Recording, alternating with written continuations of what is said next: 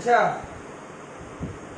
तो हम लोग का रिकॉन्सिलेशन खत्म हो चुका था। अब हम लोग joint product and by product, बहुत ही इंपॉर्टेंट चैप्टर है, इंटरेस्टिंग चैप्टर है, इंपॉर्टेंट चैप्टर है। एग्जाम में क्वेश्चन हाँ पूछता है, एक टर्म में अगर ना पूछे तो उसके बाद वाले टर्म में पक्का पूछता है। समझ में आ रहा ना? अरे कोई तो ऐसा चैप्टर बोलिए जहां से एग्जाम में क्वेश्चन नहीं पूछता है। ये बोलना थोड़ा असंभव है, ये बोलना थोड़ा असंभव है कि एग्जाम में क्वेश्चन कहां से नहीं पूछेगा। सच में असंभव है। तो क्या करेंगे, क्या करेंगे? नसीब, आपका स्मार्टनेस, स्मार्टनेस नहीं बोलना चाहिए, आपका नसीब बोलना चाहिए। मान लीजिए कॉस्ट में 13 चैप्टर है, आप 5 चैप्टर करके नहीं गए, सिर्फ 8 चैप्टर करके गए और एग्जाम में उसी 8 में से क्वेश्चन पूछ दिया, तो आपका नसीब बहुत ही सही है। और नहीं तो ऐसा हुआ कि आप 5 करके नहीं गए, 8 करके गए, और जो 5 करके नहीं गए पूरा क्वेश्चन वहीं से डाल दिया, खेल खत्म। तो इसीलिए यहाँ पे अगर किसी का नसीब अच्छा, मतलब तो नहीं बोलना चाहिए, मतलब क्या बोले हम तुमको समझ लो किस लेवल का तुम्हारा नसीब होना चाहिए, ठीक है ना? तो इसीलिए सब कुछ पढ़ना पड़ता है। ओके, तो आइए जॉइंट प्रोडक्ट बाय प्रोडक्ट, सबसे पहले हम लोग जॉइंट प्रोडक्ट और बाय प्रोडक्ट यहाँ पे पढ़ेंगे, ठीक है? कुछ थ्योरेटिकल नोट्स आप लोगों को लिखवाया गया था। पहले होता क्या जॉइंट प्रोडक्ट बाय प्रोडक्ट, ये चीज को समझ लो। देखो, हम लोग एक मेन प्रोडक्ट का प्रोडक्शन में जाते हैं, माने एक मेन प्रोडक्ट निकालने का कोशिश करते हैं, और जब हम लोग वो मेन प्रोडक्ट का प्रोडक्शन में जाते हैं ना, तो उससे पहले कुछ बाय प्रोडक्ट निकल के आ जाता है उसका, जिसको कि अगर तुम मार्केट में बेचते हो तो कुछ पैसा कमा सकते हो, कुछ पैसा कमा सकते हो। समझ में आया? जैसे बहुत सारा एग्जांपल हम दे सकते हैं। पेट्रोलियम, मान लो हम पेट्रोलियम माने पेट्रोल तैयार करने का कोशिश कर रहे हैं, माने मेरा मेन प्रोडक्ट है पेट्रोल, उसी के बीच में एक प्रोडक्ट आ गया जिसको हम लोग बोलते हैं kerosene. Kerosene, kerosene is a by product, petroleum is a main product. समझ में आ रहा बात क्या बोल रहे? ठीक है, तो यही होता है बाई प्रोडक्ट, माने आप एक चीज करने जा रहे हो, उसके बीच से कुछ निकल के आ जा रहा है, तो उसको आप बोलोगे बाई प्रोडक्ट। समझ में आ रहा बात क्या बोले? ठीक है, तो अब यहाँ पे जॉइंट कॉस्ट मतलब क्या होता है, देखो चीज को समझो। जैसे मान लो मेरा हाथ को बढ़िया से देखना, ये दोनों हाथ ज्वाइन है, मान लो एक मेन प्रोडक्ट है, एक बाई प्रोडक्ट है, ये ज्वाइंट चल रहा चल रहा चल रहा चल रहा चल रहा चल रहा चल रहा। अब यहां से आके अलग हो जाएगा, यहां से जो अलग हो रहा है ना, अलग होने से पहले तक जो भी खर्चा लगा है उसको हम लोग बोलते हैं जॉइंट कॉस्ट। माने दोनों प्रोडक्ट मतलब मेन प्रोडक्ट और बाई प्रोडक्ट अलग होने से पहले तक जो खर्चा लगा है उसको क्या बोलते हैं? Main joint cost. अलग होने से पहले का खर्चा को क्या बोलते हैं? Joint cost. अलग होने के बाद अगर कोई खर्चा लगता है, ध्यान से सुनना, अलग होने के बाद क्या होता है, जब अलग हो जाता है तो जो बाई प्रोडक्ट होता है कभी कभी उसको उसी पॉइंट पे बेच दिया जाता है।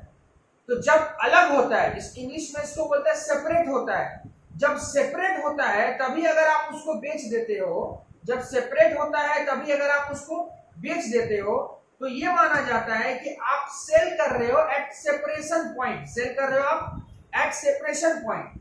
और मान लो अगर आप उसको बोले कि नहीं अभी अलग हुआ है, अभी इसको नहीं बेचा जाएगा, अभी इस पे और कुछ एक्स्ट्रा खर्चा करेंगे हम और उसके बाद बेचेंगे, इसका मतलब ये होता है कि सेपरेशन पॉइंट के बाद में आप कुछ उसके ऊपर में फर्दर प्रोसेसिंग कॉस्ट डाल रहे हो। क्या डाल रहे हो? Further processing cost. समझ में आ रहा ना? माने अलग हुआ, अब अलग होने के बाद तू बोला ये कर ये कर ये कर, बाई प्रोडक्ट में, मेन प्रोडक्ट में भी किया जाता है, ठीक है ना? मान लो दोनों को अलग अलग तुम खर्चा डाल रहे हो, कॉस्ट इनकर कर रहे हो और उसके बाद तुम उसको बेच रहे हो, तो इसको बोला जाता है सेपरेशन के बाद का खर्चा को बोला जाता है, सेपरेशन के बाद जो खर्चा करते हैं हम लोग उसको बोला जाता है फर्दर प्रोसेसिंग कॉस्ट। क्या बोला जाता है? Further processing cost. तो आपको ये चीज समझना पड़ेगा कि जो प्रोडक्ट का सेल वैल्यू होगा वो दो जगह पे निकल सकता है, दो पॉइंट पे निकल सकता है। कौन कौन सा दो पॉइंट है? पहला पॉइंट है फर्दर प्रोसेसिंग से पहले, फर्दर प्रोसेसिंग से पहले मतलब सेपरेशन पॉइंट पे, और दूसरा है फर्दर प्रोसेसिंग करने के बाद, फर्दर प्रोसेसिंग करने के बाद, जिसको हम लोग बोलते हैं sale value after further processing. समझ में आया बात क्या बोले? क्लियर है यहाँ तक? हाँ भैया क्लियर है। अब जॉइंट कॉस्ट को अपोर्शनेट करने का बहुत सारा मेथड है। जो बोतल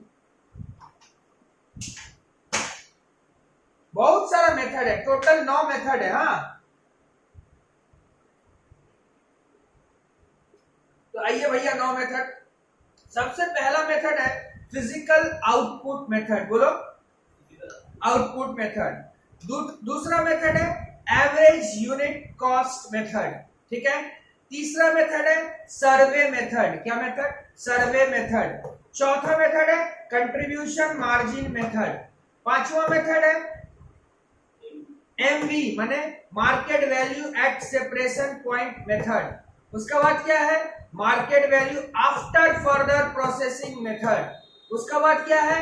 नेट रियलाइजेबल वैल्यू मेथड। उसके बाद क्या है? Reverse cost method. उसके बाद क्या है? Constant GP margin method. भैया 9 मेथड है। हाँ दादा 9 मेथड है। भैया कौन सा मेथड एग्जाम में इंपॉर्टेंट है? सारा मेथड एग्जाम में इंपॉर्टेंट है, पकड़ा। समझ में आया?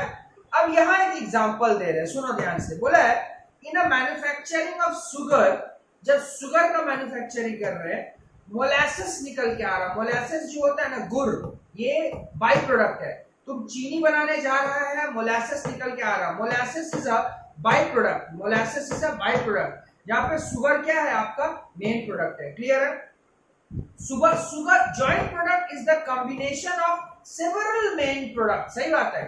जॉइंट प्रोडक्ट जो होता है वो कॉम्बिनेशन है सेवरल मेन प्रोडक्ट का, for which production process is being planned. By product is the incidental product produce. हाँ इसको इंसिडेंटल माना जाता है।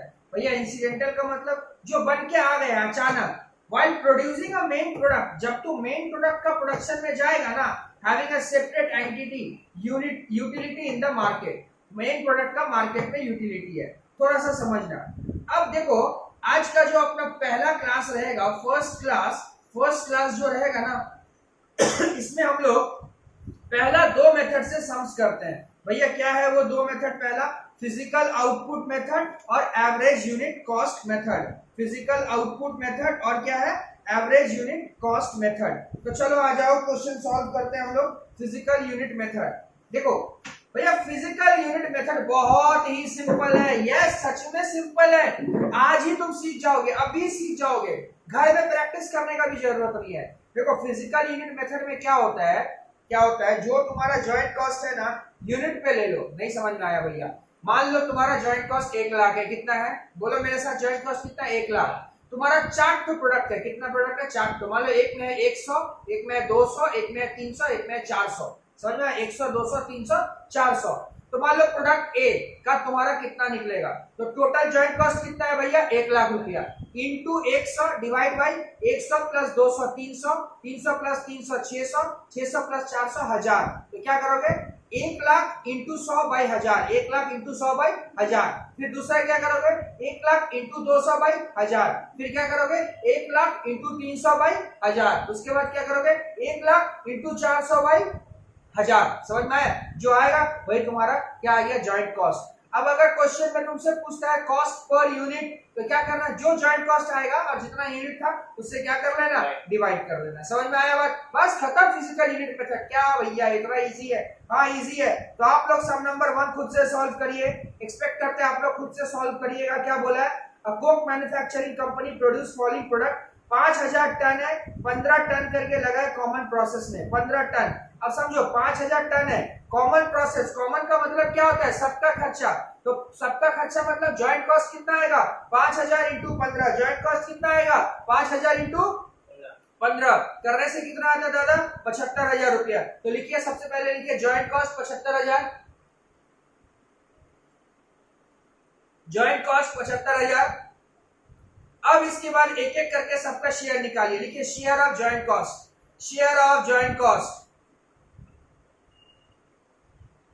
सबसे पहले कोक, 1 से 2 दिन के अंदर में बोर्ड आ जाएगा तो और एकदम मजा आ जाएगा पढ़ने में। कोक, कोक का क्या करेगा, 75,000 इंटू 3,500 और टोटल कितना होगा बोल दो। ये कोक, टार, सल्फेट, बेंजोल, ये सब क्या, ये सारा मेन प्रोडक्ट है, समझा ना। ये सब का कॉस्ट निकालना है। तो 75,000 इंटू 3500 डिवाइड बाई 4,800। दादा 4,800 कैसे निकला, सबको जोड़ के डिवाइड बाई 4,800। 75,000 इंटू 3500 बाई 4,800 कितना रहा देख, पहला वाला 54,687.5, 54,687.5।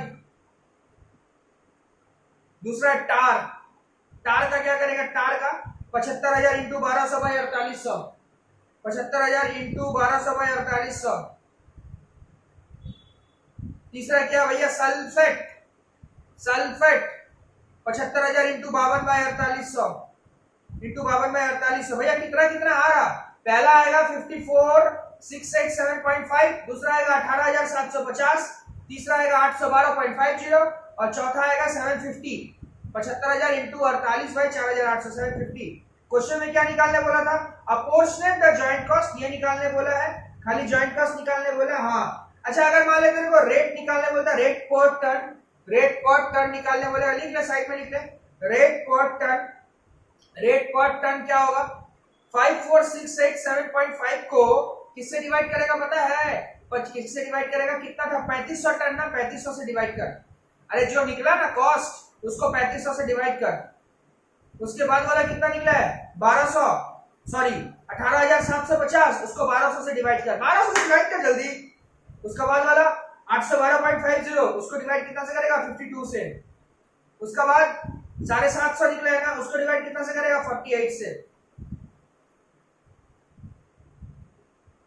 ठीक है, तो इसका रेट पर टन कितना आ रहा, सारा में 15.625, 15.625, 15.625, 15.625 आएगा। समझ में आया, क्लियर है। अब तेरे को एक बात पता है, इसका एक लिमिटेशन है। क्या लिमिटेशन है, देख सबका कॉस्ट एक आ रहा, लेकिन दिक्कत क्या है, सबका सेल वैल्यू क्या एक होगा, सबका सेल वैल्यू क्या एक हो सकता है। अरे कैसे होगा, अरे हम जो फीस चार्ज करेंगे जरूरी है कि दूसरा टीचर भी वही चार्ज करे क्या, अलग चार्ज कर सकता है। हो सकता है वो मेरे से काफी ज्यादा एलिजिबल है तो वो ज्यादा चार्ज करेगा, उनका मार्केट बड़ा है तो ऑफ कोर्स ज्यादा चार्ज करेगा। या हो सकता है कोई मेरे से भी नीचे लेवल में है तो वो मेरे से भी कम फीस चार्ज करेगा। तो ऐसा थोड़ी ना होता है कि सबका सेल वैल्यू एक होता है। तो आप जो मेरे को सबका कॉस्ट बराबर निकाल के रखे हो, ये गलत है कि नहीं गलत है, ऑफ कोर्स गलत है। तो हम इस मेथड को एक्सेप्ट नहीं करेंगे, ये इसका लिमिटेशन है, ये इसका क्या है लिमिटेशन है। लिखो लिमिटेशन में, लिखो लिमिटेशन में, लिखो it assign equal rate per unit, it assign equal rate per unit, it assign equal rate per unit to every joint product, it assign equal rate per unit to every joint product, which may not be desirable, which may not be desirable if product have different sell revenue, if product have different sell revenue, if product have different sell revenue। समझ गए दादा, समझ गए, tension मत लीजिए, समझ गए, आप मेहनत कर रहे हैं, हम लोग भी समझ गए। इसके बाद आइए एवरेज यूनिट कॉस्ट मेथड, ये कैसे निकालेंगे। अरे ये तो एवरेज बोला गुरु, देख क्वेश्चन नंबर 2,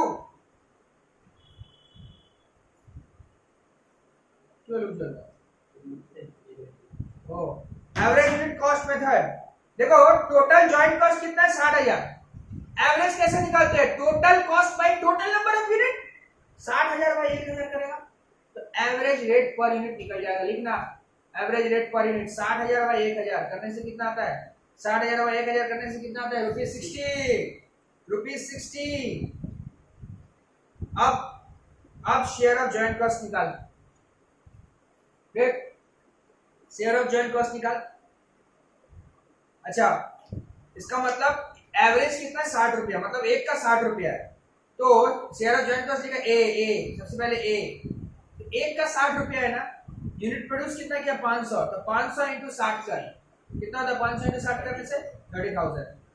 दूसरा वाला 200 इंटू 60 कर, अरे जो यूनिट है यूनिट ले रहे हैं और इंटू रेट पर यूनिट ले रहे हैं, हो गया 300 इंटू 60 कर, कितना आ गया 18,000 आ गया।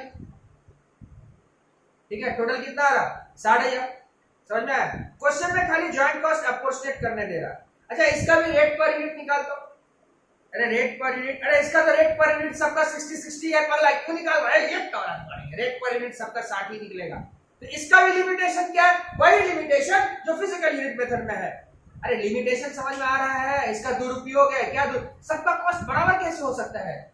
अच्छा सबका कॉस्ट बराबर कर दे, सेल वैल्यू क्या सबका एक होता है? हाँ?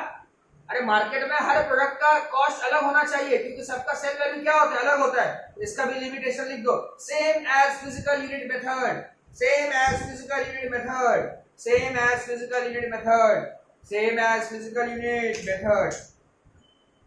ओके ठीक है, चलिए, okay, thank you, very good, चलिए।